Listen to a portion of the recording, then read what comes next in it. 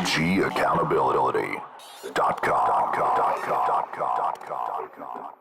I mean, that's part of a healthy lifestyle, right? Yes. I mean, getting the right people together. Balance.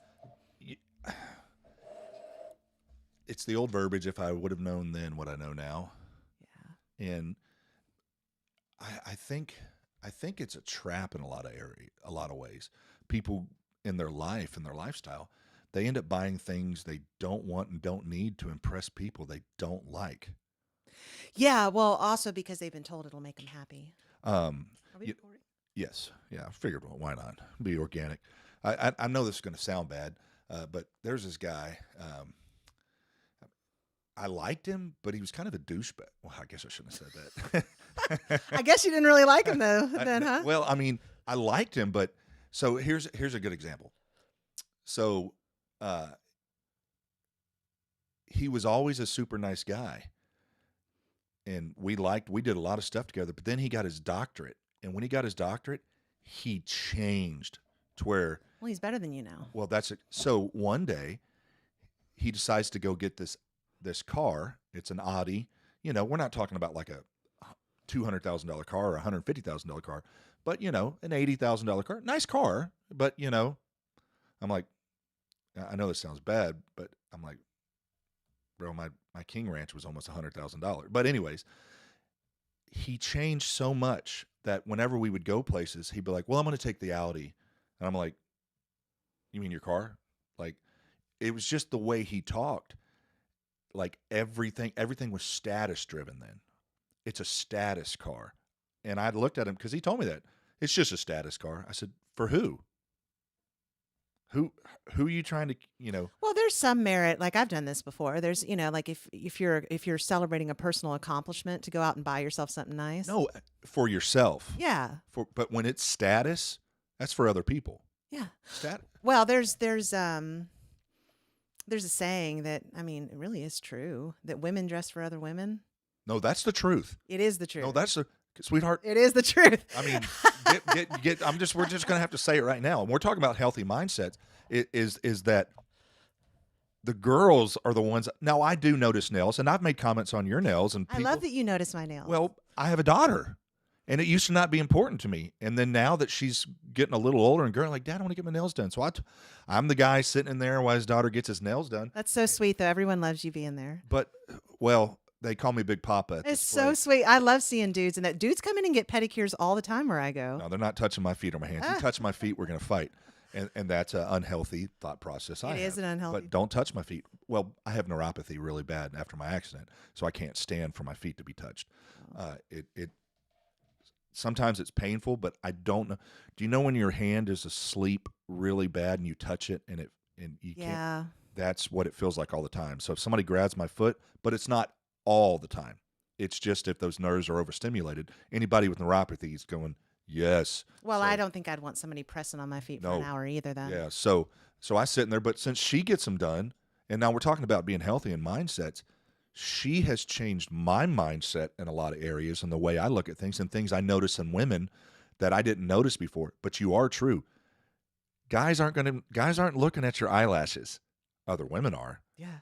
Guys aren't asking, where'd you get that makeup? And Peyton. Guys don't notice that you have like the new YSL bucket bag. They don't even know what that is. We don't care about Dooney and Burke. We don't care about Michael Kors. We don't care. And if they do, they might be gay. I'm not saying they are. They might be cultured. I'm not saying that they are, but most you tell me, most straight men. It was in Legally Blonde. It's so funny. She's like, Warner. She's like, what kind of shoes are these? He's like, black ones. And the gay guy in the courtroom's just like, don't stomp your little last season Pradas at me, honey. Well, you know, it's funny. I'll talk to like some of my friends sometimes. I'm like, you wearing your red bottoms? And they're like, you know what those are? And I'm like, well, yeah, I know what Louboutins are. Those have become rather famous, but to this day, most guys, that's all they know is the red bottoms. They don't know what Louboutin is. And they actually confuse it with Louis Vuitton, all the time. It's Louboutin. But I didn't know those things. So I think we can get so set in our ways in eating, we can move past that. But people are set in their eating habits. They are. Well, it's complex.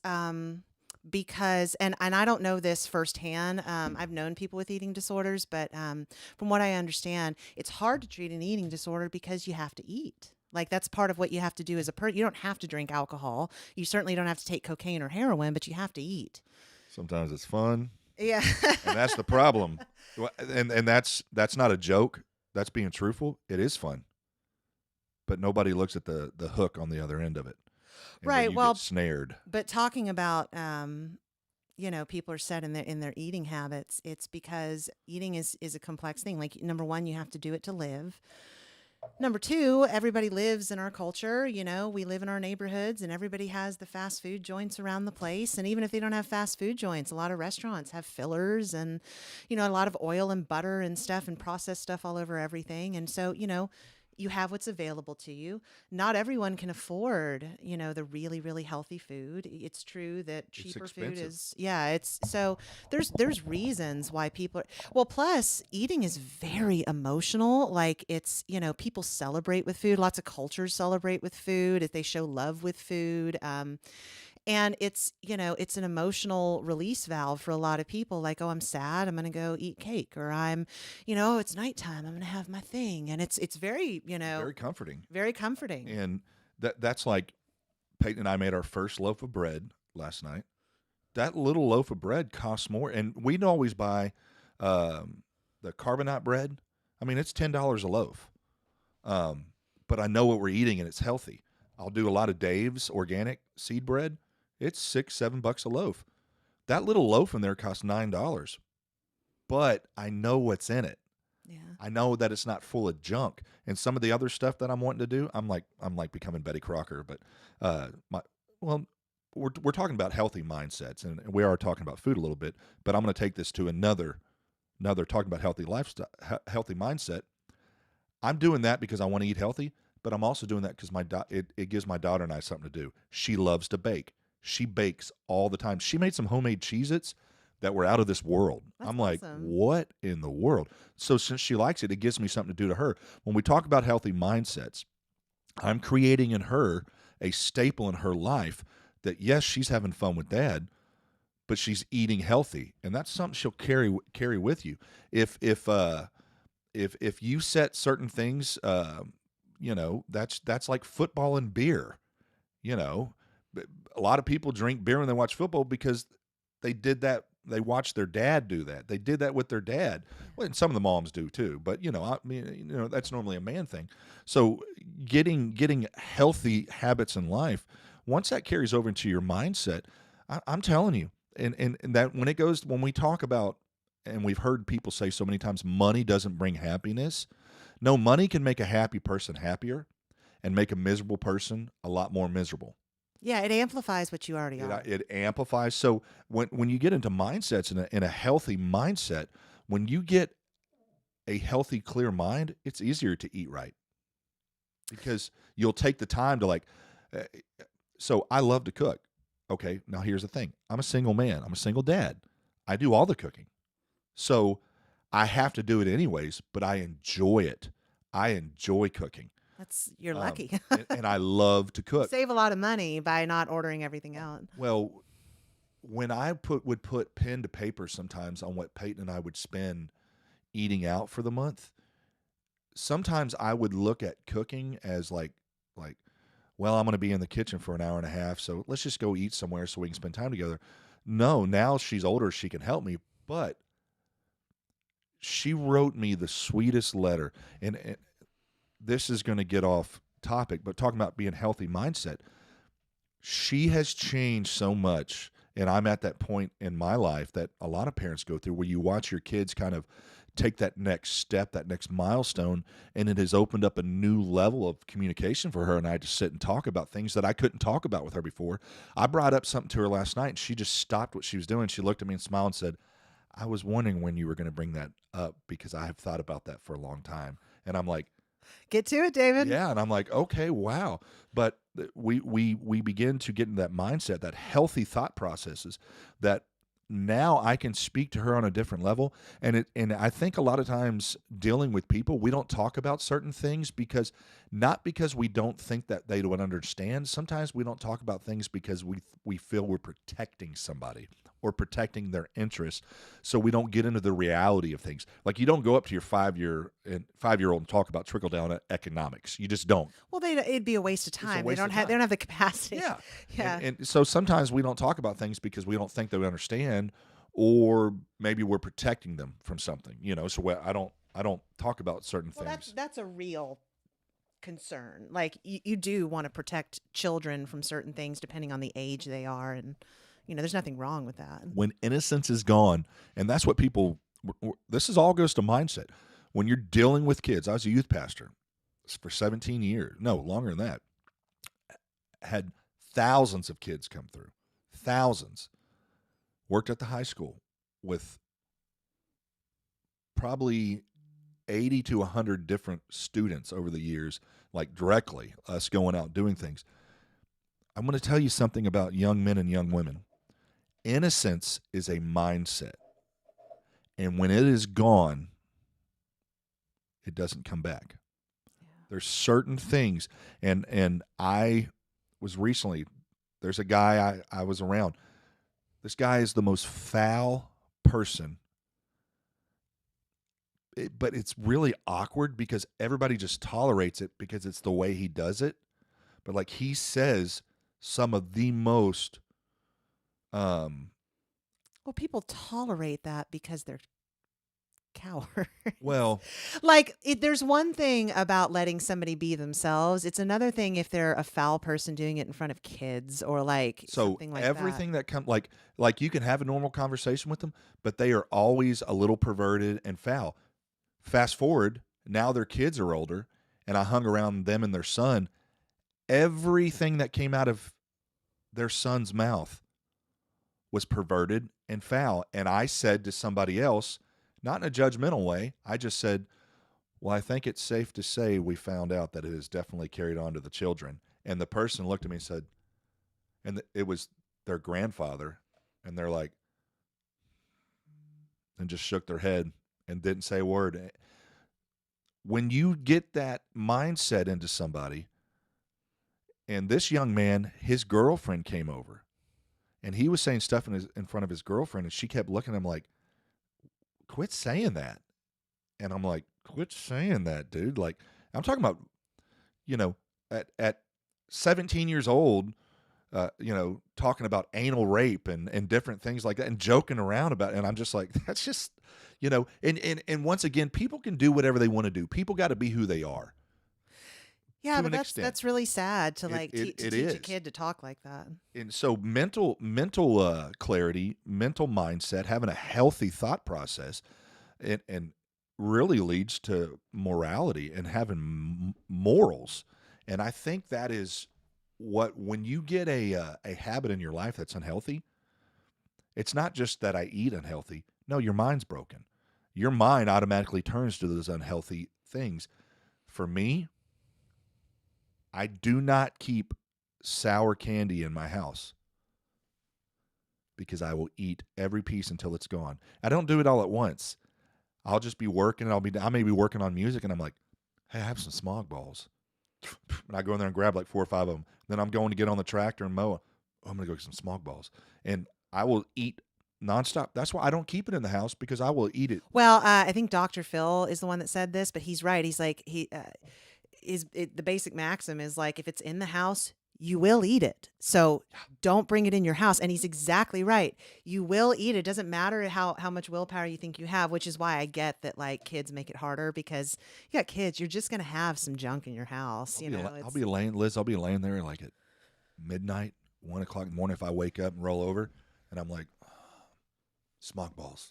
You know what, though? The good news is these days we have so many more options. Like it is easier than it's ever been to do this and to get this, and to a lot of it just comes down to knowing thyself, which is a good thing to do in all spheres of life, but knowing what your sensitivities are, what you like, what your strengths and weaknesses are. Like one of mine is I have a real, and again, this goes back to what I said about food being comforting, which is one reason people have trouble changing their habits around food. I'm a huge night eater. Like a lot of it really, because for me, my pattern is to, wake up early and I'm kind of going during the day. And by the time it's ready, I'm ready to get in bed and chill at night. I want to eat. Like I want to lay there and and enjoy my show and my music and my phone and just have some ice cream and I recognized that a long time ago as one of my personal it's not a weakness. It's just something it was a point that I was aware of that I didn't like about my habits and wanted to correct. And so instead of denying myself things, which is just awful, I made substitutions. And I love sugar-free popsicles. I am so Popsicle makes really good tropical sugar-free popsicles, and there's sugar-free bomb pops that are so good, and they're super low calorie and they don't have any sugar. And so when I've got this, it's an oral fixation. That's what smokers have. That's what a lot of eaters have. It's really just about hand to mouth and about the actual eating itself or smoking itself. But that gets rid of this compulsion that I have to eat at night. Like it really helps me. And Quest, the protein bar company, makes really good little chewy caramel and peanut bites and coconut bites. But I'm just saying there are instead of setting myself up for failure. Yeah. By saying, okay, well, that's just wrong. That you want to eat at night. You're just, you fatty. You just need to stop that. Well, maybe so, but that's not realistic. Yeah. My brain and my body, that's comforting to me. It makes me feel good. It makes me feel better. So I figured out a way to have that without it sabotaging what I want. You know who hit it the best? I mean, spot on. Was R. Kelly. What did he hit spot on? I could make a bad joke. My mind is telling me no, but my body. Yeah. My body. Well, but you know what? That's a good, like I said, it's a good example. That was one personal area that I had to address. I don't listen to R. Kelly, by the way. I just know that everybody knows that song. Yes. But that's just a good example. I know some people who, I don't have a huge sweet tooth. That's not a personal thing for me, but I know some people that are just, it's like you with the sour candy. They just like sweet stuff and they get cravings. And I crave it. The good news is there's so much sugar-free candy out there right now that can help you with that, There is a show on Amazon right now that, and I've shared before, we don't watch TV. We don't have TV, but we'll watch educational things. It's called The Big No, I believe. K-N-O-W, not N-O. Cool. The Big No. And they go through all these different variants, but the very first episode is about salt and how salt. It's important. This is what's unbelievable. I mean, and I take this to the, and I'm, I had somebody send me a message like, well, you talk about the Bible a lot. Well, yeah, I can't help it. That's part of my life. I try my best to live my life by the Bible. I try my best to serve God. Do I make mistakes? Absolutely, I do. Well, even if somebody's not a Christian, you can still glean wisdom and understanding about the world from listening to spiritual thought. This is what's so unreal. So to me, when Christ said in the New Testament, it's Matthew 5, he said that you are the salt of the earth. That's what he was talking to the disciples. He said, you're the salt of the earth. Science has just proven. It's a theory, okay? It hadn't proven. But these scientists have got together and they have found out what your conscience is made of. It's salt. Your conscience? Your conscious. Your brain. Oh, your consciousness. Your consciousness, yeah, is made up of salt. I haven't heard that. That's really interesting. It's called The Big No. Watch it, and they explain why and how and why salt is so important. And they have said the majority of people walk around with a salt deficiency. That's why you're craving all these different things, because your body is needing the proper salt. The proper salt. Iodized, like real salt. Real salt. And I'm like, wow. I watched it twice. I like to learn. Me too. I really do like to learn. And I was just sitting there thinking, wow. And they get into talk about the diet, but it's not just salt, just in the diet, how it ties everything together. But too much salt kills. Too little salt kills. You got to be balanced. You got to have balance, and that's why people. I remember years and years ago, and you don't hear much about, like, when in track they would give us salt tablets to suck on. It's a hydration mineral. When you like are, it's counterintuitive, but it is. and when you are sweating so much, and you think, well, I'm gonna drink 4 bottles of water, you're actually hurting yourself. You need to have some salt in there because That's why Gatorade has sodium. That's why Gatorade has sodium. So it's so important. But when you get to that healthy thought process, that was like a rabbit trail, but that healthy squirrel mindset, to realize a healthy brain, a healthy thought process can really make you, and I'm going to use that word content, but that's just it. Let's talk about unhealthy thought process. We are raised in this country to not be content anymore. I've got to have the new iPhone that came out, the new car that came out, the new bigger TV, the new fad that's out, the new book that's out. People aren't content. And I have come to, this is just me. This is just me. I'm not saying this for everybody. Liz, I have become so content in the past 5 months in being a dad, and realize that I am raising somebody that I can either be a springboard for their future, or I can be a big hindrance. And I'm going to tell you, when parents, grandparents, aunts, uncles, whatever you are, listen to this. I have seen so many,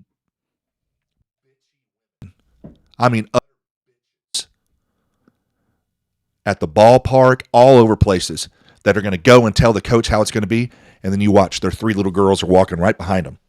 Mm-hmm. The way you act, that's who your kid's going to be. Yeah. And if you're silly and funny and easy and laid back to life, and have morals and standards, but teach your kids to be acceptance, but also when it comes time to your moral and values, no, I'm not going to accept that. I'm not going to budge in that area. But hey, love people, be kind, you'll raise well-balanced kids. But if you raise around, and I'm sorry I use the bitch word, but I mean, let's just call it what it is. Spade a spade. Spade a spade. And I've watched men that, are fake alpha males. Alpha males aren't Those are the grossest people. Fake alpha males aren't up in your face trying to fist fight everybody. No, and they're not. Those kinds of men are also the most vicious woman haters in this world. No, absolutely. So, but I've also seen them, and at 5, 6, 7 years old, their boys are little, like, you can't stand to be around them. They're just mirroring everything they see. So I had this conversation. There's a guy that used to be up at our ballpark. He has fought every coach, every referee, and people just kind of like, and I'm like, he's a fool. He's an absolute fool, and he's teaching these kids not how to use their words. An alpha male is not some. It's controlled danger. Like it's it's someone, in my opinion, that better than to mess with, but they're not like in your face an aggressive person unless you force them to be that way. And anybody who's, and I can only talk about myself, but with me, I'm very docile until I'm not. But that, to me, is what a real alpha is. Like I that's what I'm saying. I know the type of person you're talking about. That's how weak men behave. That's a weak person. That's somebody who's still 15 years old in their mindset. We're talking about healthy minds. Well, they're insecure on some level because they're like, yeah, man, like what? Yeah. It's like why don't you just chill out? Yeah. What are we so upset about? This is Little League. But like my father's a pastor. He's a great man. He is so long suffering, but I learned from him. He is very long suffering. And see, that's where we get into society, that these doctors, well, that's passive aggressive. No, it's not. I'm going to be, hey, look, this isn't acceptable. You do it again. Hey, look, this isn't acceptable. Hey, look, we're not. Finally, the third time you do it, I've told you 3 times. Now we're done. And so I watched my father growing up. He worked with people, but there's those lines. He draws that line. You step over that line, he's no longer fun-loving Joe. He's like, now you cross the line. But that's, to me, that's what real masculinity is. It's this balance of, Like people have a healthy respect. Like it's just the classic father archetype. It's like you respect him because you know what he's capable of, Yeah. but you also know that he's gracious and kind and loves you and gives you lots of chances because of that. But the chances are limited and he doesn't have to tell you that. Yeah. Like you know that there's only so much grace and there needs to be grace. There needs to be rope. Like for any whether it's a child or anybody else, like but you have to be respected on a level that if this goes too far, like what I'm capable of and what will happen. So that a good example of that. I was at the rodeo and I shared that story. Remember that girl got drunk, was thrown up. There's a 16-year-old kid there. At the time, nobody knew he was 16 because he looked older. He's smarting off to all these old men, saying, all this stuff. And then That's kid behavior. once these men realize, oh, you're not going to act like that, then he wants to go, I'm 16. So What did we learn, kid? What did we learn, little kid, about our mouth? peace loving Dave's going to step in and I moved my daughter and her friends from the situation. So I got down there in the middle of it because it was happening right there. So I sit down. So I'm just going to tell him like, hey man, let's just calm down. And he goes, don't touch me. He was probably embarrassed, and he had a bunch of other dudes ganging up on him, and hopefully he learned a lesson. So about here's how to treat women. And then he got a different Dave because since he wanted to act like that, because I'm going to keep the peace. And then I'm like, I looked at him and said, I'm going to explain something to you, son. If you want to sit and talk to grown-ass man like you're a grown-ass man, he's going to knock the hell out of you. You better shut up. You know what he did? Probably got real quiet. And got up and left. Yeah. Well, he knows. Yeah. And when it comes to mindsets, somebody needs to teach that to people. I don't ever believe in smacking a 16-year-old kid. He's a kid. And I guarantee you, if he's a decent person, and I'm sure he is, most people are, he won't forget that. And kids, honestly, I think young men need lessons like that. You need to hit a wall where you realize. And if anybody's listening, you have a kid that's smart aleck like that, I have control. I can control my emotions. There's a lot of men out there who can't. But they need to learn how. And mom and dad, when you were like, well, this guy hit my son. No, your son was writing a check with his mouth that his butt couldn't cash. And there's guys out there don't care if he's 16. Yeah, and you should definitely never hit a kid. Ever. Ever. Ever. But Well, here's the thing. You should never hit anybody over words. Ever. I don't care what you say to me. Talk about my mom, whatever. I'll just be like, yeah, yep. Your mom's a blankety blank blank. Yep, she is. Let me tell you what else she did too. Like who cares? People who have to resort to physical violence over words are people who they're unbalanced in the brain. And that's what we're talking about. Or they're drunk or they're weak. Or they're drunk, yeah. And when you get to, the only time violence needs to be tolerated is when it's to neutralize a threat. That's the only time. Oh, I totally agree. That's the only time violence is acceptable. Not, what'd you say to me? I love that term. That's like such a military. It's like such a law enforcement military term, but it's true. That's exactly what it is. It's neutralizing a threat. That's it. It's no more force than is needed, but it's no less either. It is just neutralizing the situation. Neutralize the situation, and if you will de-escalate a situation, and I have used this, Liz. I have used this in talking to people. When I was talking to a guy that was dead in the wrong. But since he thought he was an alpha, he starts running his mouth. He called me a child molester in front of people, and I'm like, where in the world did On that? the basis of what? Yeah, just to say, and I just looked and I just started laughing. I said, I almost said his name. I went, man, dude, I feel sorry for you. I'm like, I'm so sorry. That's weak behavior. So then he's ready to fight, and this is what I said to him. I said, you're a weak man because you don't know how to use your brain and your words. So you have to resort to, well, since I don't know the words, I'm going to throw these hands. No, dude. And that is what sometimes people say, well, that's mental illness. No, that's unbalanced thinking, and that's unbalanced in your brain. Start thinking clearly.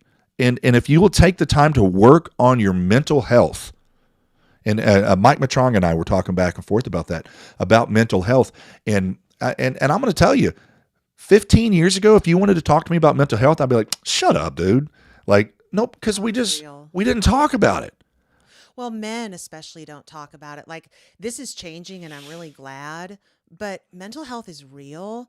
It actually, I didn't think about it the same. I've always known about it because I've dealt with depression and stuff in the past, but I never I've started to understand it a different way over the last couple of years as well, about somatic trauma and about PTSD and about traumatic things happening to you that it's real. It leaves a very lasting impression on your nervous system. Like this happened to me when I was younger, and I've just started to learn about it. And it's great because it explains a lot of things that have caused me a lot of pain in my life, that aren't my fault, but those things are real. And I'm a very strong person with a very strong mindset and will and all of that. But none of that overcomes, and veterans can tell you about this, like some of the strongest people there are. It has nothing to do with strong. PTSD and nervous system trauma is real.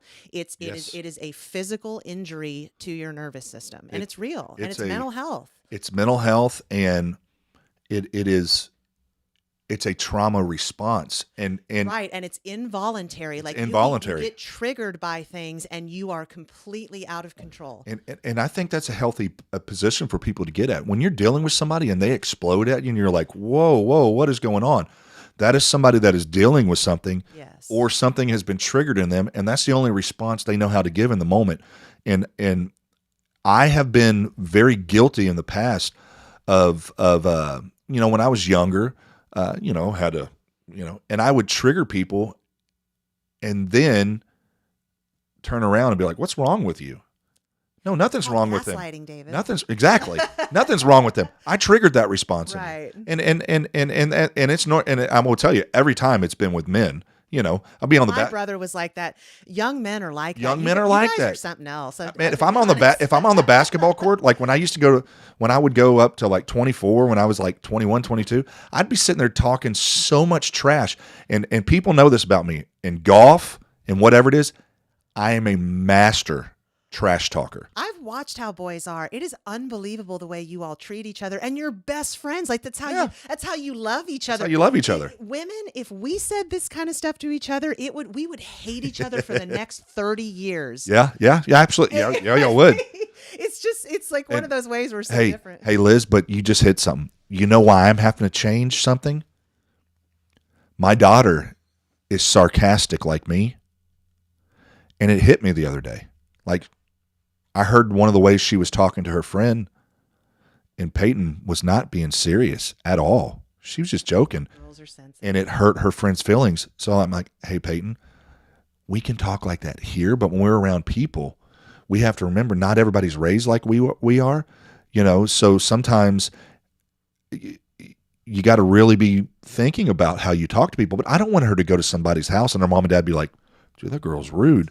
It's a good introduction to. I don't think sarcasm is necessarily rude. It can be funny sometimes, but that situation is a really good introduction to the difference between boys and girls. Like that's one of the good ones. A good example, like she had a friend over and her friend said something. Peyton's like, "Yeah, it's because you're ugly," and then she just goes on. Say that to she just goes on with what she's doing, and her friend's kind of looking at her and see if she said that to me or I said to her. She doesn't think anything about it. Boys think that's funny. Girls will cry. Yes, they will.